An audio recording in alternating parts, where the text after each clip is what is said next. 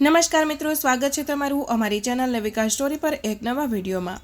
મિત્રો, શું તમે પણ સવારે 8 વાગ્યા પછી સ્નાન કરો છો કે તેના પહેલાં? તો તમારે ભગવાન વિષ્ણુએ દેવી લક્ષ્મી અને ગરુડજીને સ્નાન કરવા વિશે જે રહસ્ય જણાવ્યું છે તે જરૂર સાંભળવું જોઈએ। સ્નાન ક્યારે કરવું, કેવી રીતે કરવું, સ્નાન કરતી વખતે કયો મંત્ર બોલવો જોઈએ, નહાવાના પાણીમાં કયા દિવસે શું નાખવું જોઈએ અને સ્નાન પછી સૌથી પહેલું કામ શું કરવું જોઈએ જેનાથી જીવનમાં સકારાત્મક ઉર્જાનો પ્રવાહ વધે, દુઃખ દરિદ્રતાનો નાશ થાય અને સુખ સમૃદ્ધિમાં વધારો થાય। સ્નાનના બધા જ શુભ ફળ મેળવવા માટે સ્નાન કરવાની સાચી રીત શું છે? ભગવાન વિષ્ણુએ સ્નાન કરવા વિશે જણાવ્યું છે કે સ્નાન માત્ર શરીરને સ્વચ્છ કરવાની ક્રિયા નથી, તેના હજારો લાભ છે। જો સાચી રીતે સ્નાન કરવામાં આવે તો મનુષ્ય જીવનમાં ક્યારેય રોગી નહીં થાય, ક્યારેય દુઃખી નહીં થાય અને ક્યારેય દરિદ્ર નહીં રહે। તેના જીવનમાં હંમેશા સુખ અને સમૃદ્ધિ બની રહેશે। તો ચાલો મોડું કર્યા વગર આપણે જાણીએ કે ભગવાન વિષ્ણુએ સ્નાન વિશે કયું મહત્વપૂર્ણ જ્ઞાન દેવી લક્ષ્મી અને ગરુડજીને આપ્યું છે। મિત્રો, આ વિડીયોને અધૂરો જોવાની ભૂલ ન કરશો, કારણ કે અધૂરું જ્ઞાન હંમેશા ઝેર સમાન હોય છે। આ વિડીયોને સ્કીપ કર્યા વગર અંત સુધી જરૂર જુઓ, જેથી તમને સંપૂર્ણ જ્ઞાન મળી શકે। સાથે જ આ વિડીયોને લાઇક અને શેર કરીને અમારી ચેનલ લેવિકા સ્ટોરીને સબસ્ક્રાઇબ કરવાનું ભૂલશો નહીં। અને હા, કમેન્ટ બોક્સમાં જય શ્રી લક્ષ્મી નારાયણ લખીને તમારી શ્રદ્ધા વ્યક્ત કરવાનું ભૂલશો નહીં। મિત્રો, એકવાર ક્ષીરસાગરમાં શેષનાગની શૈયા પર ભગવાન વિષ્ણુ અને દેવી લક્ષ્મી બિરાજમાન હતા। તે જ ક્ષણે આકાશ માર્ગે વિંતા અને મહર્ષિ કશ્યપના પુત્ર ગરુડ ત્યાં આવ્યા। ગરુડે દૂરથી જ ભગવાન વિષ્ણુ અને માતા લક્ષ્મીના દર્શન કરતા નમ્રતાપૂર્વક પ્રણામ કર્યા અને નજીક આવ્યા। ભગવાન વિષ્ણુએ મૃદુ સ્મિત સાથે આંખો ખોલી અને ગરુડનું સ્વાગત કર્યું। ગરુડે હાથ જોડીને કહ્યું, હે પ્રભુ નારાયણ, હે માતા લક્ષ્મી, આપણે કોટી કોટી પ્રણામ। ભગવાન વિષ્ણુએ પ્રેમપૂર્વક ગરુડને પૂછ્યું કે હે ગરુડ, તમારું સ્વાગત છે, તમારા ચહેરા પર શંકા દેખાઈ રહી છે, જણાવો તમારી નિરાશાનું શું કારણ છે? ગરુડ ઉત્સુકતાપૂર્વક બોલ્યા, હે પ્રભુ, હું હમણાં જ પૃથ્વીલોકનું ભ્રમણ કરીને પાછો ફર્યો છું। ત્યાં મેં ઘણા મનુષ્યને જોયા જે રોજે સ્નાન તો કરે છે, છતાં દુઃખી અને કલેશમય જીવન જીવે છે। તે મનુષ્યો રોજે સવારે સ્નાન કરે છે, છતાં તેમના ખરાબ દિવસો કેમ દૂર નથી થતા? તેમના દુઃખી રહેવાનું શું કારણ છે? થોડી ક્ષણ રોકાઈને ગરુડે બીજી જિજ્ઞાસા વ્યક્ત કરી, હે પ્રભુ, કૃપા કરીને મને જણાવો કે સ્નાન કરવાની સર્વશ્રેષ્ઠ રીત શું? મનુષ્યએ સ્નાન ક્યારે અને કેવી રીતે કરવું જોઈએ? પછી ગરુડે માતા લક્ષ્મી તરફ જોઈને કહ્યું, હે માં લક્ષ્મી, પૃથ્વીલોકમાં ઘણી સ્ત્રીઓ રોજે સ્નાન કરીને તમારી પૂજા અર્ચના કરે છે, પરંતુ તેમ છતાં તેમના ઘરોમાં તમારો વાસ નથી થતો। તેમના જીવનમાં દરિદ્રતા અને અશાંતિ બની રહે છે, આવું કેમ? ગરુડના મુખેથી એક પછી એક પ્રશ્ન સાંભળીને ભગવાન વિષ્ણુ ધીમું ધીમું હસ્યા।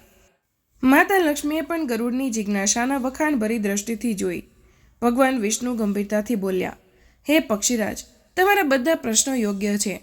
તમે અત્યંત મહત્વપૂર્ણ વિષય પર પ્રશ્ન કર્યો છે। સ્નાન માનવ જીવનનું એક અનિવાર્ય કર્મ છે।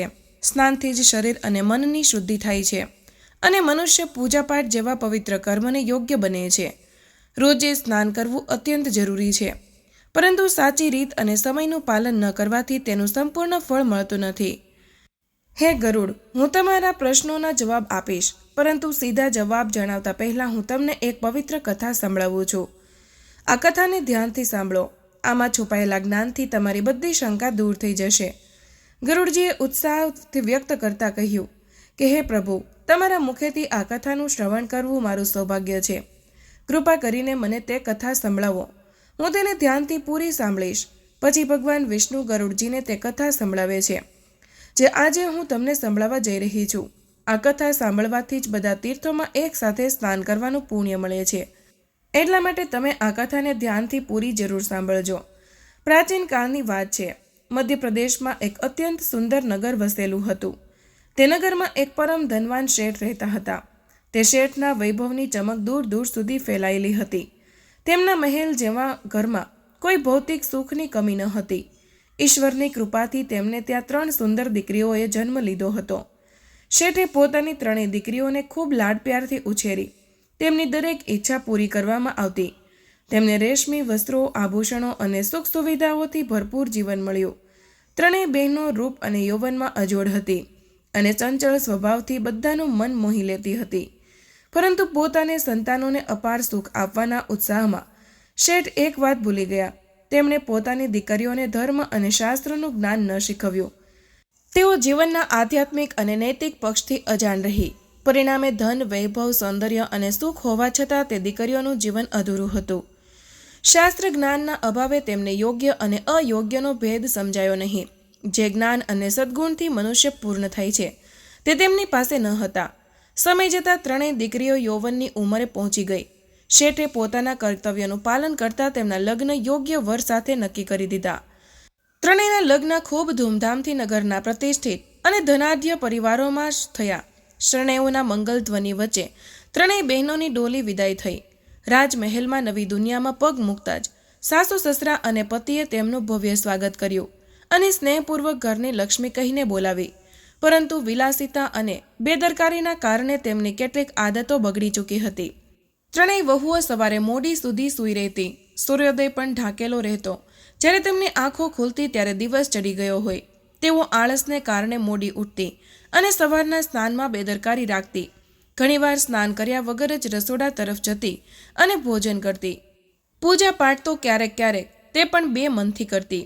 તેમના સાસરામાં મોટી ઉંમરની મહિલાઓએ ઘણીવાર તેમને ટોકવાનો પ્રયત્ન કર્યો.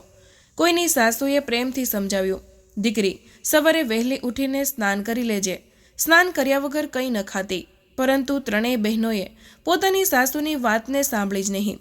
તેમણે સ્મિત કરીને વાત ટાળી દીધી અને પોતાની મનમાની ઢબે ચાલતી રહી. આળસ અને અનુશાસનહીનતા તેમના સ્વભાવમાં વસી ચૂકી હતી. સમય વીતવા લાગ્યો અને જલ્દી જ તે ઘરોમાં અશુભ પરિવર્તન દેખાવા લાગ્યા. એક પછી એક વેપારમાં ખોટ થવા લાગી. ક્યારેક માલની ચોરી થઈ જતી તો ક્યારેક મોટો રોકાણો ડૂબી જતા. દેવું કરીને પણ વ્યવસાય સંભાળી નહોતો શકાતો. પરિસ્થિતિ એટલી સુધી પહોંચી ગઈ કે પરિવારોને પોતાની સંપત્તિ એક પછી એક વહેંચવી પડી. મહેલોના વૈભવને છોડીને હવે તેઓ સાધારણ ઝૂંપડીમાં રહેવા મજબૂર થઈ ગયા. પરંતુ તે ત્રણેય બહેનો ગરીબી અને કષ્ટમય જીવન સહન કરવા તૈયાર જ ન હતી. ઝૂંપડીમાં તેમનું મન બિલકુલ ન લાગ્યું. છેવટે તેઓ પોતાનું સાસરું છોડીને પોતાના પિતાના ઘરે પાછી આવી ગઈ. અચાનક ત્રણેય દીકરીઓને દ્વાર પર જોઈને શેઠ ચકિત રહી ગયા. પરંતુ સંતાનો પ્રત્યેના પ્રેમથી તેમણે બાહુ ફેલાવીને તેમનું સ્વાગત કર્યું. પોતાની દુખિયારી દીકરીઓને ગળે લગાડતા તેમણે સ્નેહથી કહ્યું, કંઈ વાંધો નહીં, તમે પોતાના જ ઘરે આવ્યા છો. દીકરીઓના પાછા આવી જવાથી શેઠને આત્મિક શાંતિ મળી. પરંતુ જલ્દી જ તેમને ધ્યાન આપ્યું કે તેમની દિનચર્યા હજુ પણ બદલાઈ ન હતી. પિયરમાં પણ તેઓ પહેલાંની જેમ જ મોડી સુધી સૂઈને ઉઠતી અને સ્નાન કર્યા વગર આરામથી રસોડામાંથી ભોજન લઈ લેતી. આ તરફ પિતા પોતાના તરફ આવી રહેલા આફતથી અજાણ હતા. થોડા જ સમયમાં શેઠના વેપારમાં પણ વિચિત્ર મુશ્કેલીઓ આવવા લાગી. સોદા નિષ્ફળ થવા લાગ્યા. બજારમાં તેમની વિશ્વસનીયતા ઘટવા લાગી અને ધનહાનિનો સિલસિલો શરૂ થઈ ગયો. દિવસ રાત હાલત બગડતી ગઈ. શેઠ અચરજમાં હતા કે આવું કેમ થઈ રહ્યું છે. તેમના સમૃદ્ધ વેપારમાં માત્ર ખોટ જ કેમ થઈ રહી છે. તેમને સમજાયું નહીં કે આ અનર્થ કયા કારણે થઈ રહ્યો છે. છેવટે હતાશ થઈને શેઠે ભગવાનનું સ્મરણ કર્યું. રોજની ચિંતાઓએ તેમને તોડી નાખ્યા હતા. એક રાત તેઓએ તારાઓથી ભરેલા આકાશ તરફ જોઈને બોલ્યા, હે પ્રભુ, આ કેવી આફત છે. મારું તો બધું ડૂબી રહ્યું છે. કોઈ રસ્તો બતાવો. તેમની આંખોમાંથી આંસુ ટપકી પડ્યા. તે દુઃખભરી પોકારના થોડા જ સમય બાદ એક દિવસ શેઠના દ્વાર પર એક દિવ્ય તેજસ્વી સાધુ પધાર્યા. સાધુ વેશધારી બીજું કોઈ નહીં, સ્વયં ભગવાન વિષ્ણુ હતા, જે શેઠની મુશ્કેલી દૂર કરવા માનવ રૂપમાં આવ્યા હતા. સાધુના રૂપમાં ભગવાન વિષ્ણુના મસ્તક પર જટાજૂટ શોભી રહ્યા હતા. આંખોમાં કરુણાનો સાગર લહેરાઈ રહ્યો હતો. તેમના દેહમાંથી એક દિવ્ય આભા પ્રસ્ફુટિત થઈ રહી હતી. જેવા શેઠે તેમને ઉંબરા પર જોયા, તેમના મનને એક અનોખી શાંતિનો અનુભવ થયો. શેઠ દોડતા આવ્યા અને શ્રદ્ધાપૂર્વક સાધુ મહારાજને અંદર આવવા આમંત્રણ આપ્યું. આદરપૂર્વક તેમના ચરણોને પ્રણામ કરી આસન આપ્યું અને પોતે હાથ જોડીને વિનય ભાવથી સામે ઊભા રહ્યા. સાધુએ પ્રેમપૂર્વક તેમનું અભિવાદન સ્વીકાર્યું. શેઠે તરત જ એક તાંબાના પાત્રમાં પાણી લાવીને તેમના ચરણો ધોયા. તે પાણીમાંથી ઉદ્ભવતી પવિત્રતા જાણે આખા ઘરમાં ફેલાઈ ગઈ. શેઠે ભરાયેલા મને કહ્યું, સ્વામી, આપે મારા દ્વારે આવવાનું કષ્ટ ઉઠાવ્યું. મારું જીવન ધન્ય થઈ ગયું. દિવ્ય પુરુષે શેઠના મુખથી ઉદાસી જોઈ લીધી. અને સ્નેહભર્યા સ્વરે પૂછ્યું, વત્સ, તમારા ચહેરા પર ચિંતાની રેખાઓ સ્પષ્ટ દેખાઈ રહી છે. તમારા હૃદયનું દુઃખ જણાવો. શેઠનો જાણે બાંધ તૂટી ગયો. તેમણે ગળામાંથી અવાજ કાઢતા પોતાની આપવીતી સંભળાવી, સ્વામી, ક્યારેય મારું ઘર ધન ધાન્યથી ભરેલું હતું. 3 દીકરીઓના લગ્ન ધામધૂમથી કર્યા, પરંતુ તેમના સાસરામાં પ્રવેશતા જ ત્યાં આફત આવી ગઈ. શેઠે આગળ કહ્યું, તેમના પતિઓનો વેપાર ખરાબ થઈ ગયો. પરિવારો કંગાળ થઈ ગયા. મારી દીકરીઓ દુઃખી થઈને પિયર પાછી આવી ગઈ. વિચાર્યું કે અહીં સુખેથી રહેશે, પરંતુ પ્રભુની લીલા જુઓ. હવે મારા પોતાના વેપારમાં પણ ભારે નુકસાન થવા લાગ્યું છે. શેઠે પોતાની દીકરીઓને પણ પાસે બોલાવી. 3 નીચી નજરો અને વ્યાકુળ હૃદયથી સાધુ સામે ઊભી રહી ગઈ. શેઠ બોલ્યા, મહારાજ, આજ મારી દીકરીઓ છે, જેમનું ભાગ્ય ખબર નહીં કેવું ઊંધું ચક્ર ચાલવા લાગ્યું છે. સાધુએ ધ્યાનમગ્ન દ્રષ્ટિ તે 3 પર નાખી. થોડી જ ક્ષણમાં તેમને દિવ્ય જ્ઞાનથી બધા ભેદ દેખાઈ ગયા. તેમણે જોયું કે તે બહેનોની આસપાસ ઘોર અંધકારનો એક નકારાત્મક ઘેરો ફરી રહ્યો છે. તે નકારાત્મક ઉર્જા તેમનો પીછો એક પડછાયાની જેમ કરી રહી છે. જ્યાં જતી ત્યાં અંધકાર છવાઈ જતો. સાધુનું હૃદય કરુણાથી ભરાઈ ગયું. સાધુએ ગંભીર સ્વરે શેઠને કહ્યું, વત્સ, તમારી આ 3 દીકરીઓની પોતાની જ આદતોએ તેમનું ભાગ્ય બગાડ્યું છે. તેમની આળસુ દિનચર્યા અને અશુદ્ધ આચરણને કારણે જ તેમની આસપાસ દુર્ભાગ્ય ઘેરો બનાવી રહ્યું છે. 3 બહેનો સ્તબ્ધ થઈને સાધુને જોઈ રહી. સાધુ બોલ્યા, તેઓ સવારે મોડે ઉઠે છે. સૂરજ ઉગ્યા પછી પણ ઘણા સમય બાદ આળસથી સ્નાન કરે છે, અથવા ક્યારેક ક્યારેક સ્નાન કર્યા વગર ભોજન કરી લે છે. તેમના આ અશુદ્ધ આચરણને કારણે જ તેમની આસપાસ અંધકારનું કવચ ઊભું થઈ ગયું છે. સાધુએ આગળ સમજાવ્યું, મનુષ્ય જ્યારે સ્વચ્છતા અને સમયનું ધ્યાન નથી રાખતો, તો તેની આસપાસ નકારાત્મક શક્તિઓ ભેગી થઈ જાય છે. આ જ શક્તિઓનો પ્રભાવ છે કે જ્યાં પણ તેઓ જાય છે ત્યાં કલેશ અને દુર્ભાગ્ય ચાલ્યું આવે છે. 3 બહેનો શરમ અને પછતાવાથી માથું ઝુકાવીને ઊભી હતી. તેમને પોતાની ભૂલોનો અહેસાસ થવા લાગ્યો હતો. તેમની આંખોમાં આંસુ ભરાઈ આવ્યા. મનોમન તેઓ વિચારવા લાગી, અમારાથી મોટી ભૂલ થઈ ગઈ. સાધુએ 3 બહેનો અને શેઠ તરફ જોઈને કહ્યું, હવે હું તમને કેટલીક અત્યંત મહત્વપૂર્ણ વાતો જણાવવા જઈ રહ્યો છું. તમે બધા ધ્યાનપૂર્વક સાંભળો અને રોજે તેનું પાલન કરો. આજ તમારી સમસ્યાનું સમાધાન છે. સાધુ મહારાજે શાસ્ત્રોનું વર્ણન કરતા સમજાવ્યું, સ્નાન ઘણા પ્રકારના હોય છે. મુખ્યત્વે 4 પ્રકારના શુભ સ્નાન જણાવવામાં આવ્યા છે: બ્રહ્મ સ્નાન, દેવ સ્નાન, ઋષિ સ્નાન અને માનવ સ્નાન.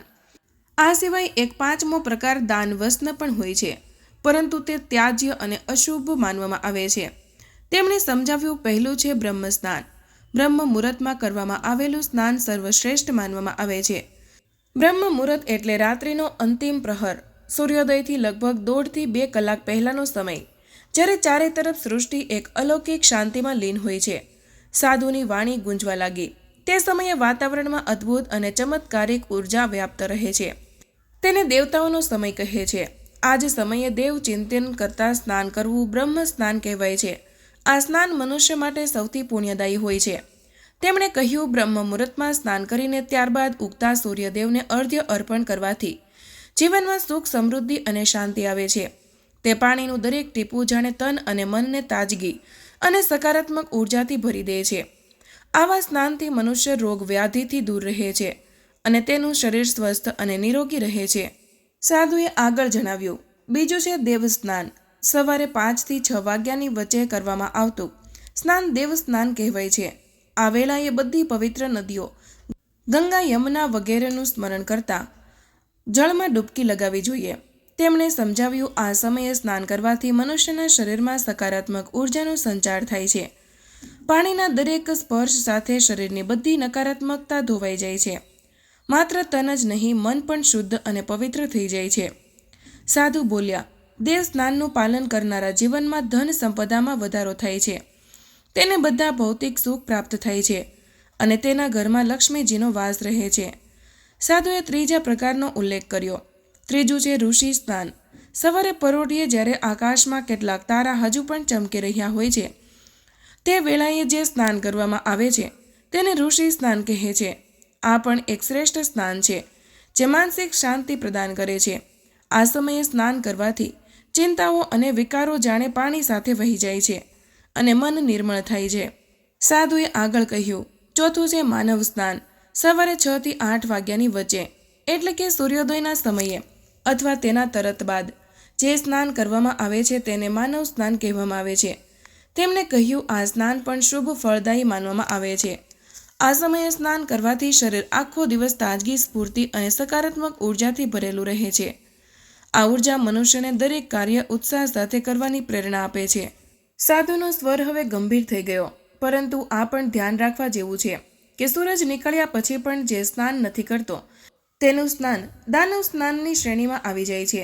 તેમણે ચેતવ્યા, સવારે 8 વાગ્યા પછી કરવામાં આવેલું સ્નાન અનુચિત અને અશુભ હોય છે. તે સમયે વાતાવરણમાં દેવી ઉર્જા બહુ ઓછી થઈ જાય છે. એવામાં સ્નાન કરનાર મનુષ્યના તન મનમાં ઉત્સાહ અને શક્તિનો અભાવ રહે છે. સાધુએ સ્પષ્ટ શબ્દોમાં કહ્યું, જે લોકો સૂર્યોદય પછી ઘણા મોડા સુધી આળસમાં પડ્યા રહે છે અને મોડા સ્નાન કરે છે તેઓ આખો દિવસ સુસ્તી, ક્રોધ, દ્વેષ અને ચીડિયાપણાથી ઘેરાયેલા રહે છે. આળસ અને અશુદ્ધિને કારણે તેમના શરીરમાં નકારાત્મક શક્તિઓ ઘર કરી લે છે અને તેમનું દુર્ભાગ્ય તેમનો પીછો કરવા લાગે છે.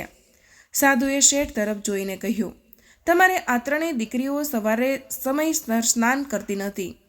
સૂર્યોદય પછી ખૂબ મોડે સુધી સૂઈ રહેતી હતી. આ કારણે તેમના સાસરાની બધી જ સમૃદ્ધિ નષ્ટ થઈ ગઈ અને હવે આ જ કારણે તમારા ઘરની લક્ષ્મી પણ રેસાઈ રહી છે. ત્રણેય બહેનોને પોતાના ખોટા આચરણનું સાચું કારણ હવે સમજાઈ ગયું હતું. તેઓ રડતા રડતા સાધુના ચરણોમાં પડી, મહારાજ, અમારાથી ભૂલ થઈ ગઈ, અમને માફ કરો, અમને યોગ્ય રસ્તો બતાવો. તેમનો અવાજ પશ્ચાતાપથી ધ્રુજી રહ્યો હતો. સાધુએ ગંભીર સ્વરે કહ્યું, હવે હું તમને સ્નાનના સમયે બોલાવવામાં આવતો એક અત્યંત મહત્વપૂર્ણ મંત્ર જણાવવા જઈ રહ્યો છું. તેને ધ્યાનથી સાંભળો અને યાદ રાખો, જે પણ આ મંત્રનું ઉચ્ચારણ કરતા સ્નાન કરે છે તેમના બધા પાપ તે જ ક્ષણે નષ્ટ થઈ જાય છે. તેનું દુર્ભાગ્ય દૂર થઈ જાય છે અને તેને અપાર સુખ સમૃદ્ધિ પ્રાપ્ત થાય છે. ગંગે ચ યમને ચ ગોદાવરી સરસ્વતી નર્મદા સિંધુ કાવેરી જલે અસ્મિન સન્નિધ કરું. સાધુએ મંત્રનો અર્થ સમજાવતા કહ્યું, તેનો ભાવ એ છે કે હે પવિત્ર નદીઓ, ગંગા, યમુના, ગોદાવરી, સરસ્વતી, નર્મદા, સિંધુ અને કાવેરી, તમે બધા આ સ્નાનના જળમાં સન્નિધ બિરાજમાન થાઓ. સાધુ હસતા હસતા બોલ્યા, આ મંત્રનો ઉચ્ચારણ કરતા સ્નાન કરવાથી એવું પુણ્ય મળે છે જાણે મનુષ્ય બધા તીર્થોમાં સ્નાન કરી લીધું હોય. બધા પાપ ધોવાઈ જાય છે અને સૌભાગ્યનો ઉદય થાય છે. ભગવાન વિષ્ણુ રૂપી તે સિદ્ધ સાધુએ સ્નાનના મહત્વની આ કથા સંભળાવીને, બધી વિધિઓ સમજાવીને શેઠ અને તેમની દીકરીઓને માર્ગ બતાવી દીધો. ત્રણેય બહેનોની આંખોમાં કૃતજ્ઞતાના આંસુ છલકાઈ આવ્યા. તેમને પોતાની ભૂલ સ્પષ્ટ રીતે સમજાઈ ગઈ. ત્રણેય હાથ જોડીને સાધુને પ્રણામ કર્યા અને કહ્યું, મહારાજ, આપે અમારી આંખો ખોલી દીધી. હવે અમે જીવનભર તમારા બતાવેલા માર્ગનું પાલન કરીશું. શેઠે પણ નમન કરતા સાધુનો હાર્દિક ધન્યવાદ કર્યો. સાધુના રૂપમાં આવેલા પ્રભુએ પ્રસન્ન થઈને ત્રણેયને આશીર્વાદ આપ્યા. સદા સુખી રહો, તમારા ઘરમાં પવિત્રતા અને લક્ષ્મીનો વાસ સદા બની રહે. શેઠે ફરી તેમના ચરણ સ્પર્શ કર્યા. પળભરમાં જ તે દિવ્ય સાધુ આંખોથી ઓજલ થઈ ગયા. શેઠ સમજી ગયા કે આ સ્વયં નારાયણ તેમની મદદ માટે આવ્યા હતા. આ પછી ત્રણેય દીકરીઓ પોતાની સાસરીમાં પાછી ગઈ. આ વખતે તેઓ નવા સંકલ્પ સાથે ગઈ હતી. તેમણે પ્રભુ દ્વારા જણાવવામાં આવેલા સ્નાનના નિયમોનું કઠોરતાથી પાલન કરવાનું શરૂ કરી દીધું. હવે રોજે વહેલી પરોઢિયે બ્રહ્મ મુહૂર્તમાં જ તેમની આંખો ખુલી જતી. ઊંઘ છોડીને તેઓ તરત પવિત્ર નદીઓમાં સ્મરણ કરતા સ્નાન કરતી. સ્નાન પછી ઉગતા સૂર્યને તાંબાના પાત્રમાં પાણી ભરીને અર્ઘ્ય આપતી અને શ્રદ્ધાથી ભગવાનનું સ્મરણ કરતી. નિયમિત સવારના સ્નાનથી તેમનું શરીર અને મન પવિત્ર થઈ ગયું. જે કાળી છાયા તેમની પાછળ લાગેલી હતી તે ધીમે ધીમે સંપૂર્ણપણે મટી ગઈ. ઘરોનું વાતાવરણ ફરીથી શાંત અને સકારાત્મક થવા લાગ્યું. ધીમે ધીમે તેમના પતિઓના ડૂબતા વ્યાપારને ફરીથી ટેકો મળવા લાગ્યો. જે સોદામાં સતત ખોટ જઈ રહી હતી તે હવે નફો આપવા લાગ્યા. ઘરમાં ધનની બરકત પાછી આવી અને ગુમાવેલો વૈભવ ફરીથી પ્રાપ્ત થવા લાગ્યો. જે ઝૂંપડીઓ ક્યારેય અંધકાર અને ઉદાસીનું ઘર બની ગઈ હતી ત્યાં હવે દીવાની જ્યોત ફરીથી ચમકી ઉઠી. પરિવારોમાં પ્રસન્નતા પાછી આવી. ઘરના વડીલો બોલવા લાગે છે, ઘરની લક્ષ્મી હવે પ્રસન્ન થઈને પાછી આવી ગઈ છે. ભગવાન વિષ્ણુ આ કથા સંભળાવીને મૌન થયા. ક્ષીરસાગરમાં ફરી તે જ શાંતિ છવાઈ ગઈ. ગરુડ મંત્ર મુગ્ધ થઈને આ બધું સાંભળી રહ્યા હતા. હવે તેમને પોતાના બધા પ્રશ્નોના જવાબ મળી ચૂક્યા હતા. માતા લક્ષ્મીએ કોમળ સ્વરે ઉમેર્યું, જ્યાં આળસ, ગંદકી અને અશુદ્ધિ રહે છે ત્યાં મારો વાસ ન થઈ શકે. જે સ્ત્રીઓ રોજે સ્નાન તો કરે છે, પરંતુ જો સમયનું પાલન નથી કરતી કે રીતને પૂરી રીતે માનતી નથી, ત્યાં પણ સમૃદ્ધિ ટકતી નથી. દેવી બોલ્યા, હું ત્યાં જ નિવાસ કરું છું જ્યાં પરોઢના પ્રકાશ સાથે જાગરણ થાય છે. સ્નાનથી તન મન પવિત્ર રખાય છે અને સાચી શ્રદ્ધાથી ઈશ્વરનું સ્મરણ થાય છે. ગરુડે હર્ષભરી નમ્રતા સાથે ભગવાન વિષ્ણુ અને માતા લક્ષ્મીને પ્રણામ કર્યા. તેમણે ઊંચા સ્વરે જય જયકાર કર્યો. જય શ્રી હરિ વિષ્ણુ, જય માં લક્ષ્મી, તમારી કૃપાથી આજે મારું ચિત્ત પ્રકાશથી ભરાઈ ગયું. એટલા માટે આપણે પણ આળસ છોડીને રોજે સૂર્યોદય પહેલાં ઉઠીને સ્નાન કરવું જોઈએ. ત્યારે ઈશ્વરથી આરાધના અને સ્મરણ કરવાથી આપણા જીવનમાં હંમેશા પવિત્રતા, સકારાત્મક ઉર્જા અને માં લક્ષ્મીની કૃપા બની રહેશે. તો મિત્રો, આજનો વિડીયો અહીં પૂર્ણ કરીએ છીએ. આજની આ માહિતી તમને કેવી લાગી અને આ વિડીયો કયા શહેરમાંથી સાંભળી રહ્યા છો તે કમેન્ટમાં જરૂર જણાવજો. માહિતી પસંદ આવી હોય તો વિડીયોને લાઇક અને તમારા મિત્રો સાથે શેર કરજો. ચેનલ પર નવા હોય તો ચેનલને સબસ્ક્રાઇબ કરવાનું ભૂલશો નહીં. મળીએ એક નવા વિડીયોમાં. ત્યાં સુધી બધાને જય શ્રી કૃષ્ણ. ધન્યવાદ.